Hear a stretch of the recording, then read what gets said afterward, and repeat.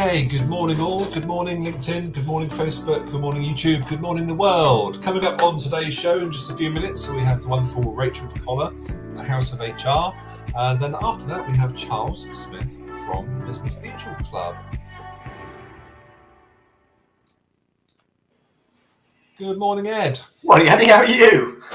Very well, thank you, very well. Oh, very, very good. Is this a new greeting? Is it? We have to do that on our camera. We say hello to people. Yes, well, I just realised my camera was like... It's a polite way to say, hi. Do you know what? I watched those opening videos, and that Halloween one, wow, that's scary, isn't it? Yeah, absolutely. Yeah. The offer on it is like super scary. So what is the offer? What is the offer? Just remind us of the offer, Ed. Well, it's a supernaturally good offer, a fantastic offer, spectacular offer, Andrew. If you'd like to come experience the Cobra Club, I think with a lot of people and networking, they're a little bit unsure. If you'd like to come and try it, if you take the code, which we shall share with you, and pop along to www.thecobraclub.co.uk and click the Join Now button, pop in code HAL021, like Halloween. Yeah, okay. So yeah, HAL021. Hall. Is it hello or is it hello? Hello. Oh, hello. Okay, so it's an O, not a 0. 21. Just like that. We'll give you free access for a month to come give it a try out. It's the first time we've ever done it, and it's a really, really exciting offer. Ooh, it's a bit scary. Come get involved. What can you lose? Nothing to lose and everything to gain. Loads to gain. So really fantastic, scary offer. And I was really, really impressed, Andrew, with your dressing up as a mummy in the video. Yeah, thanks, Ed. Thanks. And Zaps, who's got COVID. Yeah, hope you're feeling all right, buddy. Says morning. And Badil McCaskill says morning. Good morning, Badil. How are you? Yeah, nice to see you, Badil. Fantastic. Yes, no. So yeah, we've got some good guests on today as well. Interesting guests, have we not, Mr. Hatchett? Yes. Yeah. If you've got any questions for Rachel and Charles when they come on, then please do let us know. Just pop them in the chat, and let's put them on the spot, so to speak, in a good kind of way. I should probably say very quickly that Zafran Khan is one of the best FSB advisors in the country. If you want to find out about the FSB, give Zaf a call. We've also got a Cobra Club code for people. So if you're part of the Cobra Club, you can get a discount. So if you contact Zafran Khan, he can tell you about it. And Badil McCaskill's got this really, really good thing called Go Paperless, where she can, it's Go Paperless. I'm looking at the .eu/Badil. So if you pop along to there, they're business cards that are digital, so and they help you to network because they tell you who's clicked on them. Really, really clever things. Sharon Ritchie's said good morning. Oh, we're busy. Morning, Sharon. And Sharon is very, very good at R&D tax credits and is one of the leading exponents, advisors for Utility Warehouse. Really, really interesting. And Christina D'Souza, if you're looking at outsourcing world, Christina's a person to speak to. She can save your company thousands and also save a huge amount of time and stress. Chat to Christina. Yeah, outsourcing is the way to go. So there you go. Brilliant. Well done, Ed. Well done. So I think now, Ed, it's time to welcome the new members in. So are you ready for this? I'll hit the buttons. Okay, here we go. Okay, I'd like to say good morning to Michael Thomas and welcome to Cobra Jurassic. Anna Garrett has joined RWB HQ. Samantha Marshall has come in for Cobra Express. And then we've got Paul Mason, who's over in RWB. Hi, Paul. And Rachel Weaven, who's also come and joined us at RWB. We've got Gillian Schofield, who's come into Quest West. We've got Sarah White, who's joined the Make It Happen Hub, which is one of our new clubs, really exciting times. Rosie Smith has come along and joined RWB HQ, and Lara Cohen has come and joined RWB HQ. And lastly, but by no means leastly, Amanda Hill, she's come along and she's joined Cobra Express. Woohoo! Fantastic. Sorry, I cut the video off there, but not to worry. Oh, and Rachel Collier joined as well. She joined Cobra M40. Sorry, it's just yeah.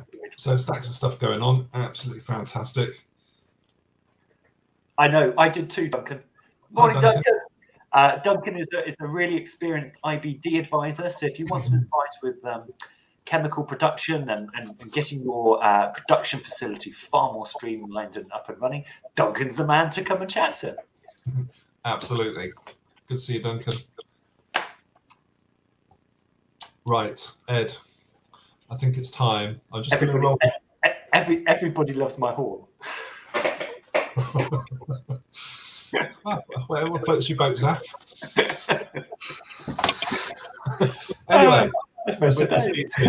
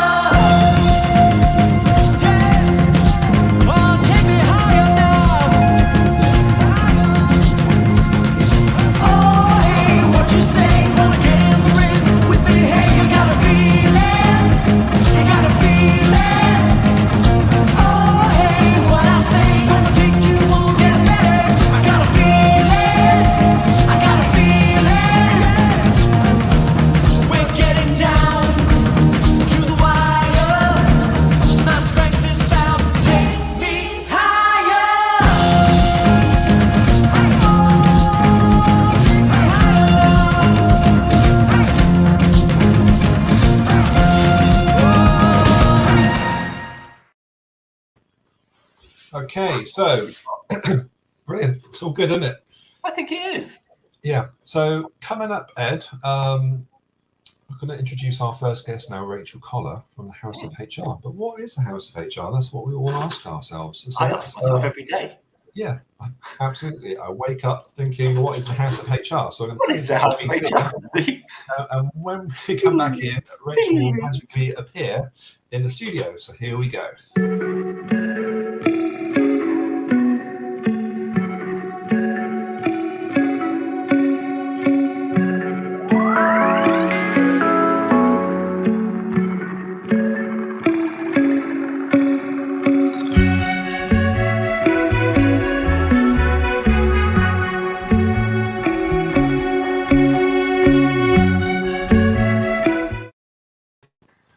There we go. Morning. Morning, Rachel. Hello, Rachel. I didn't realise I had two dances with my video as well. It's pretty cool. I can't do it. I can't not dance when the music comes. Love it. So, great to have you on the show today, Rachel. Is this your first time live on the internet? It is. I'm popping my cherry with you both here today. Fantastic. Brilliant stuff. So guys, if anyone's out there watching and listening, if you've got any questions to ask Rachel from the House of HR, please do so. But let's start with a little bit about your background, Rachel, and your journey, maybe like a journey of self-discovery from employment to self-employed. What's your past, where have you been, and how have you got to where you are now? Yeah, so when I introduce myself to people, I usually describe myself as a corporate HR junkie. So I was one of these sad people that went to university, did my degree in HR, first job in HR, and in HR for the last 20 years. So very much developing my career through that period, but as what we call in the HR trade, a HR generalist. So very much doing anything from recruiting your people to keeping them and getting rid of them, not the fun stuff at the end, that's for sure. So developing that career in loads of different sectors, financial services, distribution, automotive, manufacturing. And most recently, I was the head of HR for Mercedes-Benz Trucks in the UK division in Milton Keynes. And that was obviously a very challenging time over the last 18 months. And I think I just, like a lot of people, went on sort of a period of self-discovery over that 18 months, what I was looking for life, my career. I bore people the story that my husband had a heart attack early this year. He's fighting fit and doing well now, but that was really the turning point for me of what do I want from my career? What do I want to do? And thinking, actually, all the experience I've got, I could spread this widely and share it with everybody. So that's when I really started to really talk to other business owners. People had made that jump from the corporate world into being a business owner and thinking, was it really for me? And I thought, life's too short to always wonder what if or live a life of regret. So why not? I thought if you don't try it, you don't know. So that's where I am now. So I left the corporate world end of July and set up my business in August. And why is it called the House, Haus? Yeah, the House of HR. Well, I don't know about like other people, but I spent hours, days, months, weeks searching domain names, searching companies. Had actually already been registered. So I thought, what could be different? What could be a bit catchy? What would people be able to remember? But also that as part of that, my offering is there's rooms. So it might be you want just to have development. It might be you want just recruitment. So I decided, actually, I quite like that concept. But if I'm truthful, I kind of nicked the idea from Lady Gaga, her House of Gaga, the House of Laboratories. I thought she's a bit avant-garde, a bit funky. Hey, why not? Yeah, that's where the idea came from. Yeah, very, very cool indeed. It's funny because I used to be an FSP advisor, and one of the things that I often be saying to businesses is it's worth getting those relationships with an outsourced HR component, if you like, to your business. It pays dividends, it saves you money, saves you time, protects you for the future, and it just stops huge costs happening later on down the line. It's one of the first things that we recommend I recommend putting into business. Absolutely. I think HR, we tend to get people come to us when it's a little bit too late. So even in the corporate world, tend to, even when you're a department in-house, managers and leaders tend to come to you after it's gone a bit sort of Pete Tong with some of the issues. But yeah, definitely from the outset, even if you haven't, but you've kind of, survived up until now, and you need kind of a refresh, making sure you're compliant, then it's always a good point to, at any point, just have that check-in point with a HR specialist like myself, just to see actually, am I covered? Because legislation changes every April and October in employment law. So it used to be once a year, it's now twice a year. So, business owners really need to be on top of this stuff. I've had a couple of questions in, Rachel, from one of our viewers. And the first question I've got for you, what they'd like answering, is what HR challenges are you facing at the moment? Or what are businesses facing? What's out there on the street, or in terms of business? What's the main problems? Biggie, yeah, the real biggie at the moment is recruitment. And I speak to both businesses and peers still in the HR world as well, both in consultancy and in the corporate world. And it's the same story. It doesn't matter if you're 5 employees, 5,000 employees. We know at the moment there's 1.1 million vacancies out there. So companies really need to make sure they're attracting and retaining that right talent. So what would make me turn my head, leave my current job and come and work with you? Now, people have obviously got concerns about the economy. Should I leave now? I've got the security of this job, my sick pay, my benefits. Should I leave? We also look at what's going on with the HGV drivers. You're looking at 70 grand salaries being offered, sign-on bonuses, 3-5 grand. It's a really competitive market. Even in logistics, where I live locally in Northampton, people are jumping for 50p an hour. You can't even attract people on a £15 an hour with a 3 grand sign-on bonus. It's really, really competitive market. But then the employees that are in that organisation think, wait a minute, you're offering that bonus, you're offering more money. There might be another company out there that might do the same for me. I could do that extra 2.5 or 3 grand for Christmas. So really, really competitive. So I think gone are the days just to think about a good salary. You need to look at that full package. What are the benefits you offer? What's the development that you offer your employees? How do you keep them engaged? What activities and things do you do to make them feel part of the organisation?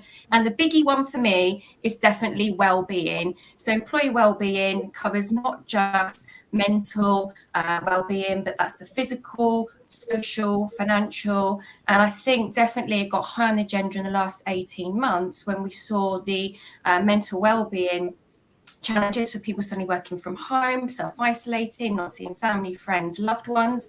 We know the stats out there from Mind, who are the leading UK charity in mental health, that 1 in 4, and I can repeat that, 1 in 4 people will experience a mental health problem in any given year. And that's a frightening statistic, and one that I think we all need to be aware of and addressing in organisations. Yeah, Russell Silverman, he's one of the best accountants in the Midlands, has come in and commented. We should actually, out of courtesy to Russell, put our cups on our heads. If you knew him, you'd understand why. But yeah, no, it is really, really important, and it's also I don't know how you feel, but it's people don't have a strategy, and it's not just let's give more a bonus. It's actually. It's actually a plan and a strategy through the whole of a year going to the next years that you build on, because you've got that thing. I want to jump, but you've got to understand why people would want to jump from the job, and it's not always money. In fact, most of the time it's not. It's all the other things that go with the job. Money is important to everybody, but a lot of people get confused thinking money is what keeps people. It often isn't. The community spirit, belief, ownership, all those things, share schemes, all these things can buy people into businesses. It doesn't actually mean you've got to pay them an absolute fortune. You can retain them in lots of different ways. A couple of shares to an employee might cost very little, 10 quid, 20 quid. However, the fact that they've bought into your business means that they have a vested interest in its success. So there's lots of different ways to. It's not always money, is it? No, it helps. Obviously, it puts food on the table, but yeah, it's not the be all and end all. And I think, I went on that own sort of journey of self-discovery for me, and that wasn't my driver. Yes, it's nice. It's a nice to have, and we all need it. But yeah, it's so much bigger than that. And with it being such a competitive market place and landscape for employers, what makes you different? What makes you stand out from the crowd? Why are you the employer of choice? That real holistic view that I think businesses now really need to make of how do I attract, how do I keep? And they're the real two challenges at the moment. Yeah, I totally agree with you. And I think a lot of people also don't know how to manage remote teams. So there's a lot of pressures engaged in managing a remote team. It's, people think, it's great, it's working from home, and it is great. But actually being underused working from home is as bad as being overused working from home. And it's a difficult balance to get right, certainly from an HR perspective. Yeah, definitely. I experienced that in the last 18 months of, the kind of talk of what we call presenteeism, people thinking, I've got to be online at 7 o'clock in the morning to 7 o'clock at night. My little green light's got to be there for my manager to think I'm being productive. But, it's that isolation you feel as well of not interacting. I love being in the office and working away, and I could just hear my team in the background talking about daily things going on, what was maybe on Bake Off last night. I won't do a spoiler. But, just general things or things that might be happening in a typical department. You lost that ability just to have a feel of what was happening in the business and what was going on without having to talk about it all the time directly and having to schedule a meeting and a call in. So I definitely found the relentless back-to-back meetings really challenging through that lockdown period. Absolutely. So just to recap, Rachel, if we had to break that down, what we spoke about in the last few minutes into some top tips for firms out there that are either struggling to recruit, they're struggling to recruit. They've got a shortage of people, and they don't quite know where they are. Their business is suffering at the moment. So from a HR perspective, I'm going to give you a few seconds to think about this. What are your top tips for these firms at the moment?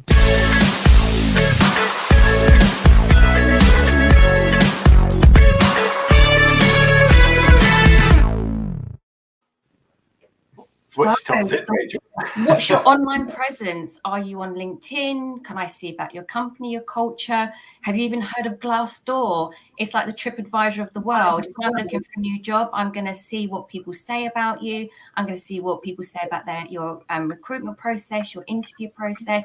So very much it's kind of, the internet is a good thing and a dangerous thing for employees and employers, but definitely if you don't have a presence on your website as well, do you have a careers page? Are you selling to me what's your culture, what's the development opportunities, what's the benefits, so I can get a real feel for the organisation. Have some testimonials on there from current employees, really bigging up why you're the place to come and work, what makes them get up in the morning, what they love, what their career development has been with the company to date. So really use some online tools that don't have to cost a lot. You can do those videos on an iPhone and get them up there.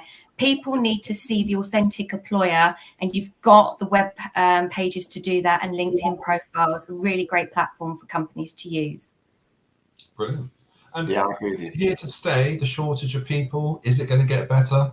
Where will we be in 5 years? Is it going to just be a battle of keeping and getting employees, or long term it's looking okay? What's the prognosis? Good question, because we had all the talk about the great resignation. That's kind of got calmed down a little bit now, but obviously we've seen that rise in vacancies. Whether we're going to kind of plateau at that, it's record high, so only hopefully, fingers crossed, we can come down from a record high. But I think we'll see what some of the announcements might be in the budget today, what that might kind of do as well. Obviously the furlough schemes come to an end. We've not seen maybe that volume of redundancies people were anticipating. I think people are thinking, okay, if you're displaced and you're no longer in a job, your end furloughs come to an end, you're made redundant, you might be able to fill some of those vacancies. We're not seeing that plug in that gap. So there's a real disconnect at the moment. But I think there's obviously lots on the horizon, I think, over the next year for the country, kind of how we get through some of these challenges in the economy we've got at the moment. The next 5 years, let's hope, fingers crossed, we don't have another pandemic. I know there's lots of talk about preparing plans if we do. But yeah, I'd like to think we'd come down from that record high and start to really focus on, making that employee experience a good one, and not being such a dog-eat-dog world with some of that. We've all had a reflective 18 months. Let's learn from it. Yeah, totally agree with you. So tell me, you live in a mad, busy world. So when you want to de-stress and relax and do your own thing, it's always interesting to me to sort of see where people's musical talents lie. So I'm going to give you a second or two to consider your response. But tell us about your early memories of music.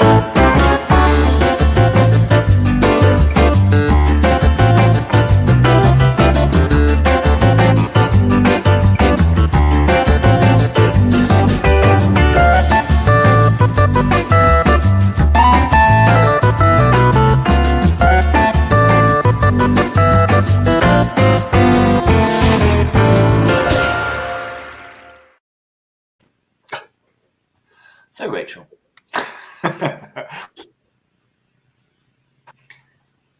It's got to be. I've had to think deep and hard, and I can't. You might be able to help me with this one, but it was Abracadabra. Was that the Steve Miller band? Yeah, Abracadabra. Exactly. I'm not going to sing it. You can do that. I used to dance around the living room doing crazy dance moves, thinking I was on top of the pops and I was really cool. But yeah, that was to me kind of a tune I still love. And I suppose it's kind of got a little bit of a link to the Halloween theme this morning. Steve Miller Band. Brilliant. Absolutely. Yeah, really dead cool. Classic. Yeah. No, 100%. Well, what was your medium that you brought it on? Can you remember what you were listening? Was it a record or was it CD? It would have been vinyl. I think a 7-inch. Yeah. It's so just to recap then, Rachel, let's say we are sort of slowly running out of time, but if I'm out there, I'm a large firm, I haven't really got any kind of HR sort of anyone on board, or let's say there's someone in the office that do it, they've never been trained. Generally, how would I know that I need help? And how does that do you do free consultations? How does it all work? Totally. So yeah, pick up the phone, have a Zoom call. Let's kind of get me to understand really, okay, where are you at in the business? I can do an audit free for you, kind of say, okay, right, what foundations you've got. If they're not in place, let's get them in place. If they need some tweaking, I can do that as well. But actually, let's look at some of the real value add, which if you're a large organization, somebody who's just doing a bit of sort of admin piece, you're not going to probably even thought about well-being. You probably not thought about engagement. You probably not thought about training and developing your teams regularly. So they're the things I can look to say, okay, right, It doesn't all have to cost a lot of money. I've got some great solutions there as well. Obviously, you introduced my development room this morning. So yeah, anyone chat about whatever you want. I've got any topic open. As I say, my background is a generalist. So if I don't talk about it, I probably do know about it. So let's have a chat. Fantastic. And that's one thing I noticed about you. It's not just HR. You got all this other stuff going on around those sort of subject matter. So definitely a sort of recommendation to get Rachel in to have a look at your firm, because there's so much more that you can offer and introduce, and that's what it's all about, really. It's diversity and just different ideas, and yes, every company out there needs a slightly different solution from everyone else. So that's when you're in there creating a bespoke solution for their individual needs. So no, it's brilliant stuff. Rachel Reed says good morning. Rachel Reed, app developer. Rachel Reed. Absolutely. One of the best app developers that we know. So good morning, Rachel. Ed Bayliss, right, who does SEO, search engine optimization. He's late and he's very sorry, but he does have a tickle stick, so everything's okay. We'll let you off, Graham. Good to see you. Brilliant. I love it all. Fantastic. Well, listen, we're gonna say thank you very much for coming on and over and out, and see you soon. I'm going to play a very short VT, and then we'll ask Andy a question, just to keep him. All right. Thanks, Rachel. Thanks, guys. Make sure you pop all your details in the comments on the chat on the live stream. So thank you so much, Rachel, and take care. We'll see you soon. See you soon. Thanks, guys. Bye.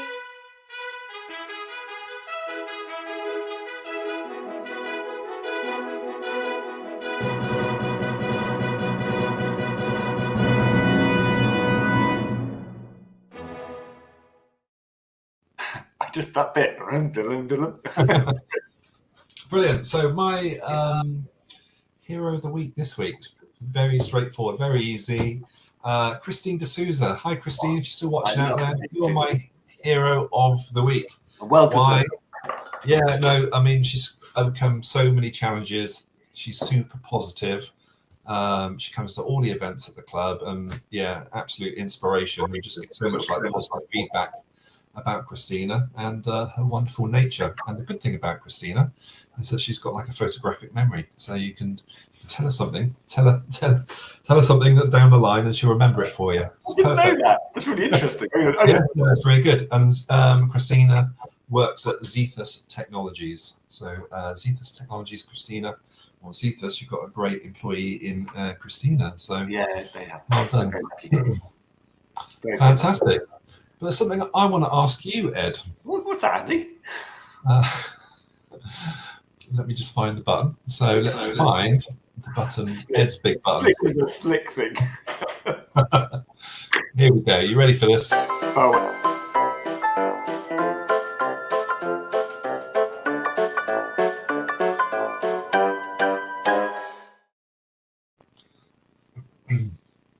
Few quotes today. And I'm going to talk about Thomas Edison. And Thomas Edison famously just kept going until he succeeded with the light bulb. So he would say to you, one of his quotes is, "Our greatest weakness lies in giving up. The most certain way to succeed is to always try just one more time."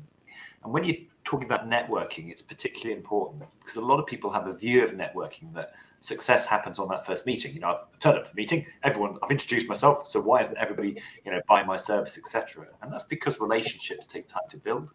And then necessity has to be there at the time that someone wants to do business with you. So, for instance, it tends to be if I use HR as an example, I need to know about the HR people. I need to trust them and really believe in them to come into my business to do work with my work family, if you like. And then I've got to have a call to action to actually make them come in. And sometimes that might not be from a year from the point in time you first meet people. But you've got to build those relationships so that in a year's time, when they need you, they call you in. I'm sure that Russell Silverman, who is on here as an accountant, would absolutely say that as well, in the fact that you need to, in your head, the first thing that springs to mind needs to be him, so that when there's an issue or when you're needed, you come in. And it's often from those small little inquiries, those small little questions that quite a lot of big business happens. And I know we find that, Andy, when we're covering reception at the Cobra Club, for instance. People come in and ask us a question, and actually it can lead to a lot of business for us, for the most innocent of questions. So I would say ignore my dogs and Listen to Thomas Edison, a great guy.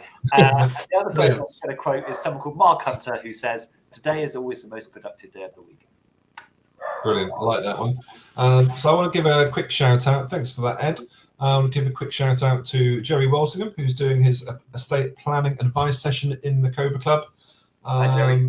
Tuesday between 10:30 and 12. So if you've got any questions at all about lasting powers of attorney, trust, probate, etc., all those burning questions, Jerry's not in there to sell you, he's just there to inform. So come in and pop in and see Jerry. I want to give a big shout out actually to Chris Cutting, who's come down with COVID. Bless him. So hope you're getting better. Chris, he's struggling at the moment with it. So our hearts go out to you and hope you're well. The next member of the Cobra Club, Phil Blunt, who had a motorcycle crash during the week, we heard, and hope everything's okay. Yeah, you're getting well soon. Yeah, blimey. But I have a question for you, Andrew. Yes. Who is it? You know, we have these fantastic videos that we play all through our sessions. Who is the clever bunny who puts them all together for us? That's what I want.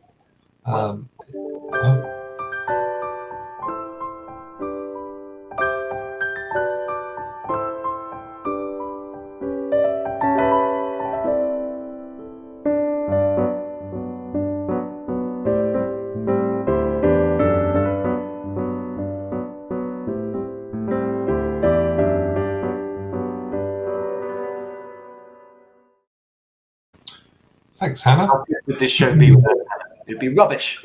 Hannah so does all of our graphics and helps us out getting everything moving. So fantastic. Thank you so much.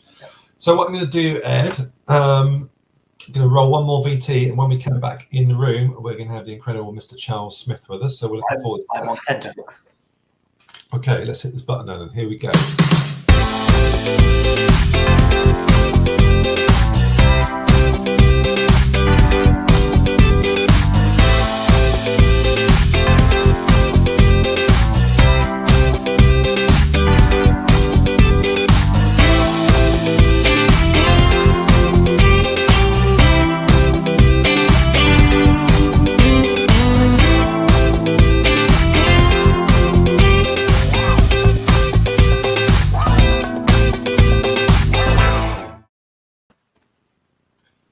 Hello, Charles. Magic, Charles. Good to see you. Hi, and you. Welcome to the Gritty Business Show, live on LinkedIn and across the internet. So, Charles, you've been in business, I suppose, a bit of time. So I wonder if you could start by giving us maybe a bit of your background, where you've been in life, and what sort of, where were you in business? And we don't have 3 hours, Charles. Okay. No, I intend to try and do this in the shortest time possible. I'm here. Right. Yeah. Okay. Yeah. I think it's to start. I finished my education at Gillingham Grammar School. I achieved 5 O levels at what they were GCE levels at that time. I didn't enjoy school very much, to be absolutely honest with you. I rather enjoyed the sport. That was far better than the books. At that time, I didn't like books at all. My father ran 2 shops at that time, and so I left school at 15 and joined him in the shops. What sort of he retail? wasn't too well, had a stroke, etc., etc. So we sold 1 shop, and then he went off to Australia for 6 months when I was 18, and left me to run the business. Unfortunately, when he came back, having thoroughly enjoyed 6 months in Australia, he then contracted cancer and unfortunately died when I was 21. So I took over the business. I then went through my mad youth of about 8 years. I built the shops up to 10. Yes, it was good growth. What type of retail was it? It was mixed, actually. Mostly, I mean, the best store I had was a convenience store. I had 2 or 3 others of that. Then I was also in confectionery stores in the high street.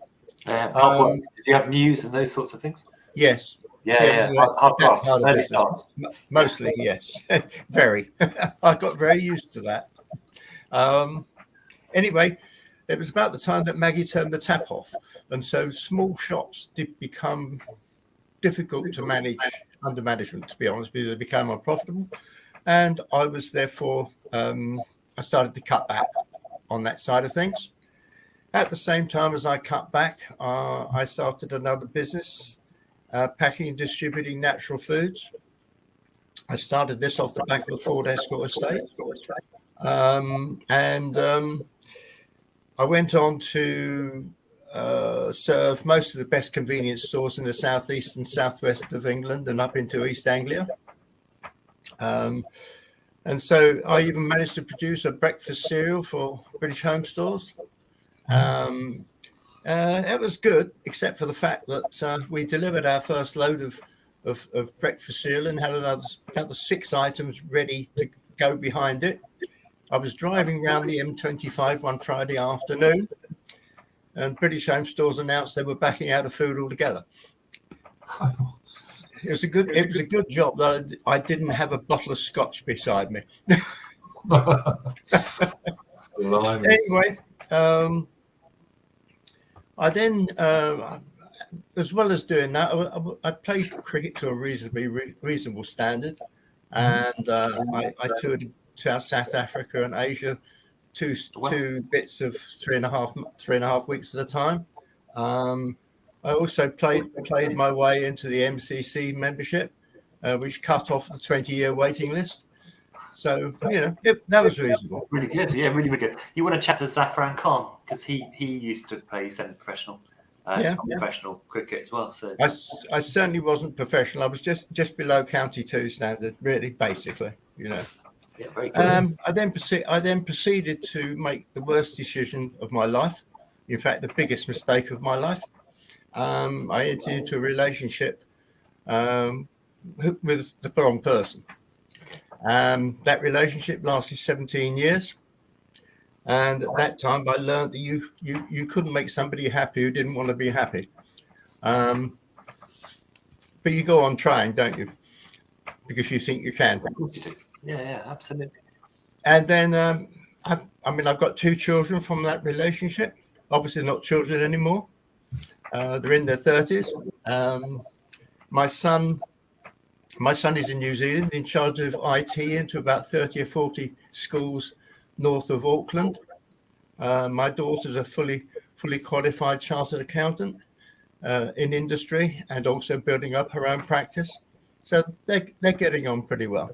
It also shows that from adversity, if you like, beautiful things happen. I mean, you can still do something. That's quite a massive something. So it's that's a thing to look at, isn't it? It's the success that's well. The long and short of it is, at 50 years of age, I left a legal charge over what I could in the name of my children, which technically was slightly difficult because of their ages, but I've still managed to achieve. I left a legal charge over what I could and left. I still managed to see my children at least once a week, which was good. But it meant that in actual fact, I was at that point devoid of any assets. And rather more importantly, I'd also had my confidence pretty badly knocked. Yeah, you would have done, yeah. Which was not good. So I went on and did anything. I didn't want responsibility. I didn't want anything like that at all. I went and did menial jobs. I drove airport transfers in London. I washed trays for Tesco's. I drove for Ocado for 5 years. I was very fit. Believe you me, that job made you very fit. I then drove cars all over the country for delivering BSM and AA cars, instructor cars, right up as far as Inverness. Anyway, long and short of it is, that meant I had time to think. I had a lot of time in those cars, and I had time to really rethink and start to put things back together again. Yeah, it takes time. And the long and short of it is right now where I am, I've got a product on Amazon. I'm just registering my trade name and logo. I'm not quite certain where that's going to go, but I'm going to build that business. I also assist my daughter. I do some work for my daughter. And of course, I'm promoting what is now called VC Crowd. Yeah, it's something that helped me get back in terms of I made the decision that I would join subscribe every month what I could. But also it's got me back to creating. I'm back now into my best creative mode. Yeah. I want to build, and in spite of my age, I don't think about that. I'm a massive believer in positive thinking. Absolutely. Positive thinking helps you mentally, but also it helps you physically. I totally agree. And surrounding yourself with positive people has an effect. So if you're in the VC crowd, then it rubs off, doesn't it? I mean, it gives you. It does. I mean, the thing is that what I'm doing and what I'm hoping to build will never be anything that VC crowd would be interested in. But nevertheless, there's an inspiration there, and you get little. I enjoy the atmosphere of it. I'm seeing businesses grow, and what needs to happen is the VC crowd, because I've heard you talk about the Angel Business Club, and now is this like morphed into the VC crowd? Are they two separate organisations? Well, what Angel Business Club? This is the big difference, actually, and why VC Crowd was actually formed as such. They are two separate entities, although the membership is still the same. With the Angel Business Club, as I said, I've actually been a member for 5 years, and I have yet to see an IPO or a big trade sale. And all right, it is about to happen. In the next year to 2 years, there will be some IPOs because we have some very, very good businesses. But because it was called then Angel Business Club, it was about angel investors. And a considerable number of people didn't really understand that this is a long-term thing. It's not going to happen overnight. It takes time for these companies to build, particularly from where Angel Business Club is joining them and helping them. People to a degree membership, actual fact, some of them, not all of them, I'm not one of them, became slightly impatient. They want to see quicker turnarounds. They want to see money come back a bit quicker. VC Crowd has reached a point where, because the membership, we're up somewhere between 1,300 and 1,500 paying subscribers. There's obviously, therefore, an element of money coming into the club, and the club is very specific and careful where it puts its money. But because they're getting bigger, and it's why I want to promote the club to make it bigger, because it will be able to go for more opportunities, they're able to go into companies where it's just slightly further down the road. Therefore, their point of exit is a bit sooner. They're trying to make it a little bit so we perhaps can get an exit in say 3 years. We're still firmly saying 5 to 10 years, but nevertheless, it's just a requirement and trying to bring about these IPOs, etc., a bit quicker. For that reason, it's how can I say? It is just an exciting world, but people don't, which is a natural fact why I like people. I remember I showed you that promotional video. I don't want people to sign up without talking to me. I want to get that clear. So how would I know, what are the signals that we look for that we can say, actually, you should go and speak to Charles Smith and the VC crowd? Sorry? Well, yeah, that's an interesting one. I had a conversation with my daughter, actually, because she said, Dad, should you be doing this at your age? Bearing in mind, of course, I'm physically not doing anything for it.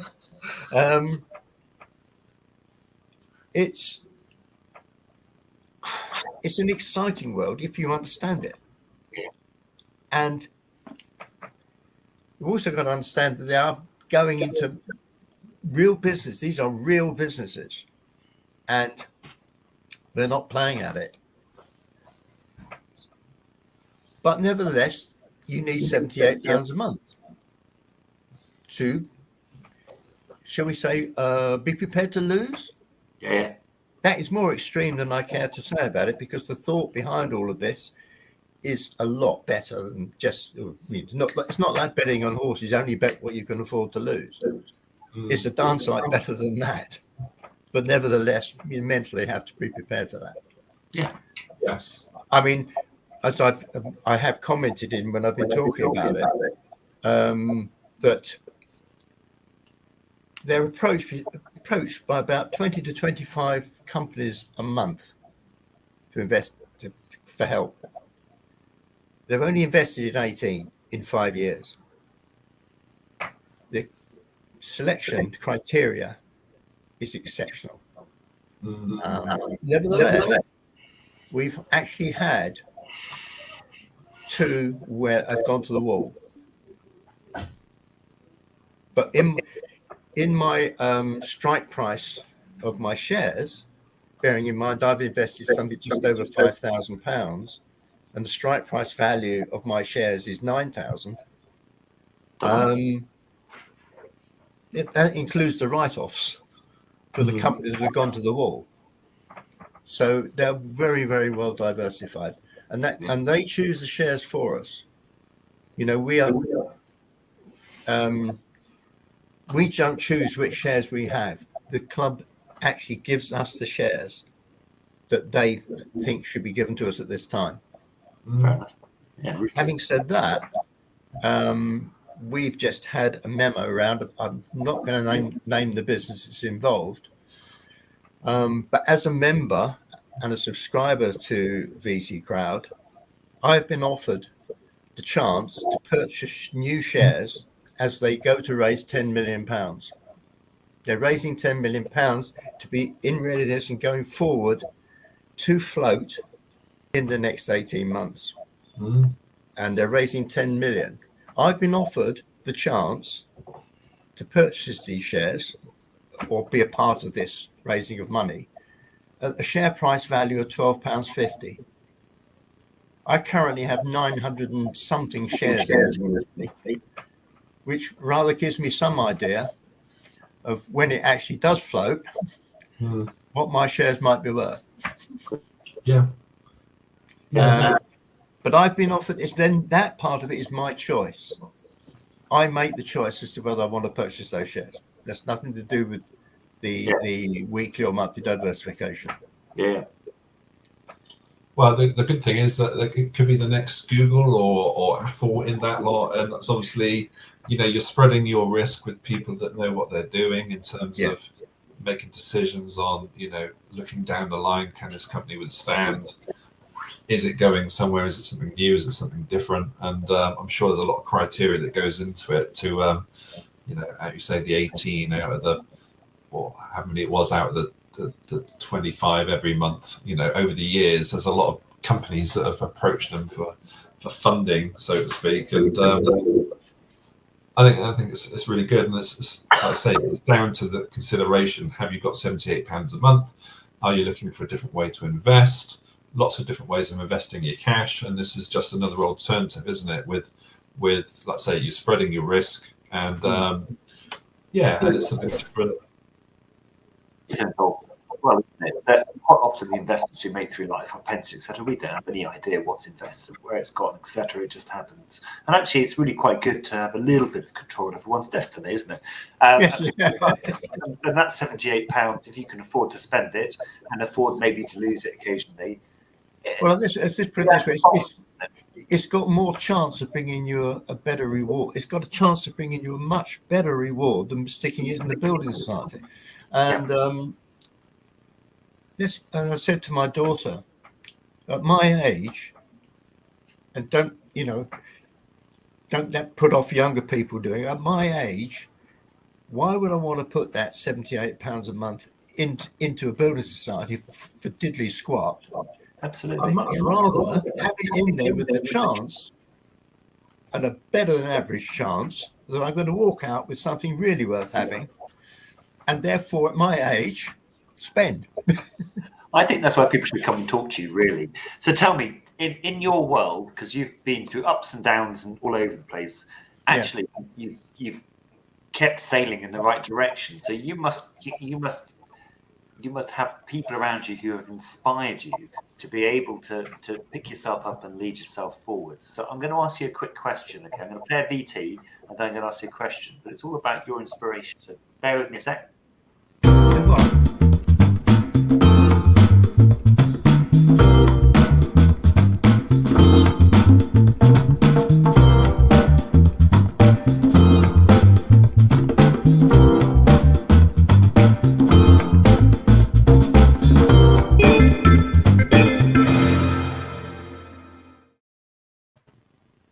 Who's your inspiration? Yeah. Who is my inspiration? I don't think it's a person, actually. My inspiration is, first of all, I suppose it's a personal thing. Let's face it, in my own eyes, Yeah. I should have done a damn sight better in my life than what I've done. I think that depends on the perspective that you look from. So yes, I think it does. We'll see it totally differently to what you see, and we always judge ourselves by a ruler that's a different height to what other people judge us by. I mean, you have successful children and a successful life and a good business now. So actually, you've done bloody well. So that's what the outsider's looking in sees. Well, it's I actually, I'm doing what I'm doing. I expect to be still in business at 85. I have absolutely no intention whatsoever of retiring. And I enjoy business, actually. There may have been aspects in the past where I did not enjoy it. I can assure you there were. But it is I find it very difficult to, in actual fact, pinpoint. I'm looking, obviously, I'm with a new partner. Yep. Who, in actual fact, was my first ever secretary.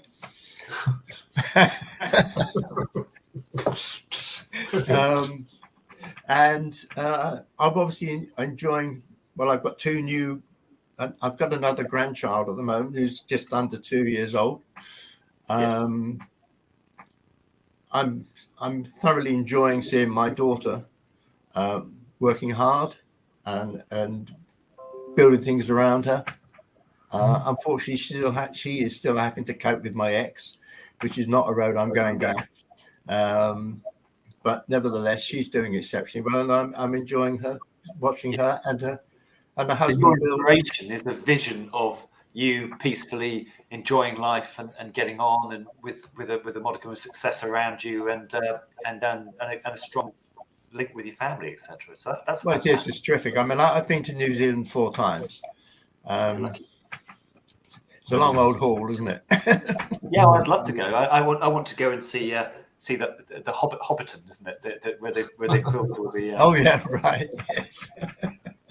So, I think he's got a fantastic life out there. I said to him once when he said, the company I'm working with has offices in London. I said, Jonathan, look, you're in paradise now. Stay there.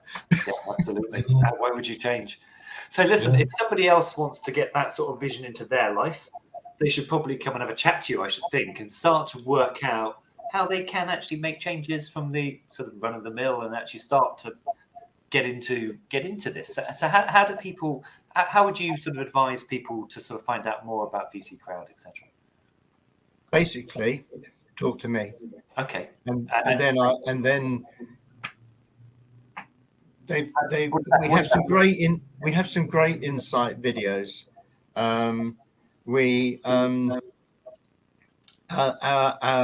main advisor, when I actually do a presentation, you will be able to meet this gentleman who is a fully qualified FCA qualified registered person, and see the work that goes into investigating these companies.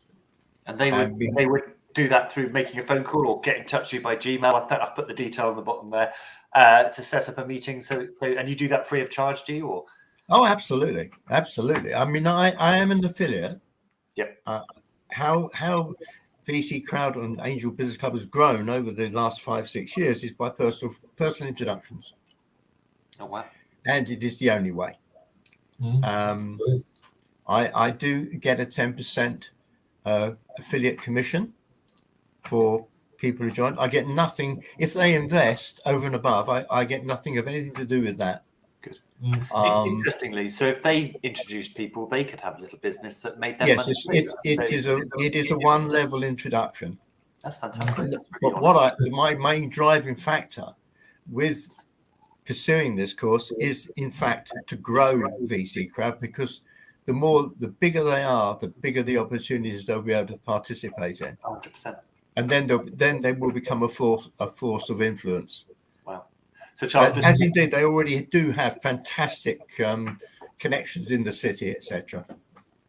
Charles, I would recommend anyone to come have a one-to-one with you. We're running to that time of day when we have to finish up. So thank you very much. If anyone wants to get in touch with Charles, it's charlesdf@gmail.com. Mobile numbers on the screen, and Andy kindly put up the website as well, which is really quite cool. Thank you. I'm trying to find it. Here it is. Here we go. VCcrowdfunding.co.uk. Come on and find out. I mean, it can be just a really exciting thing to find out more about. Charles is one of those people who can just give you a different outlook on life, which is worth its weight in gold. Thank you so much for your time. Thank you so much, Charles. Take care, and we'll see you soon. Indeed. Cheers.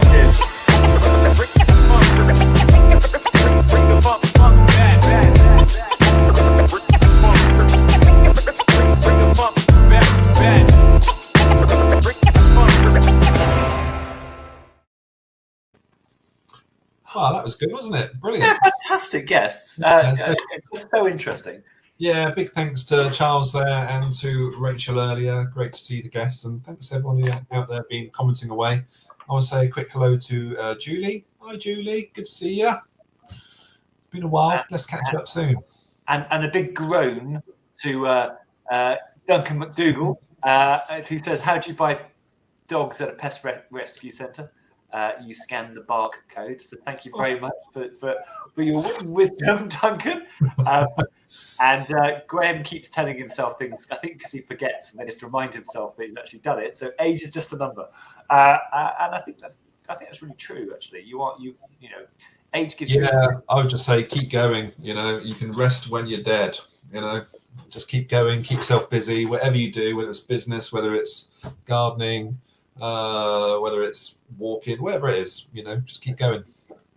Julie, the mighty Julie says, "Meeting Talents tonight." Yes, Julie, Meeting Talents is on tonight. Mr. Andrew Hatchett, I'll be there running it. Yes, I want to give a shout out to Anthony D'Souza, who's doing a talk on crowdfunding tonight. So maybe Charles might want to come along, have a listen to that. So Anthony's doing a talk on crowdfunding, and Hannah will be there as well. So that's going to be good. You always learn. So yeah, getting going on in the club, and I just want to quickly, before we go.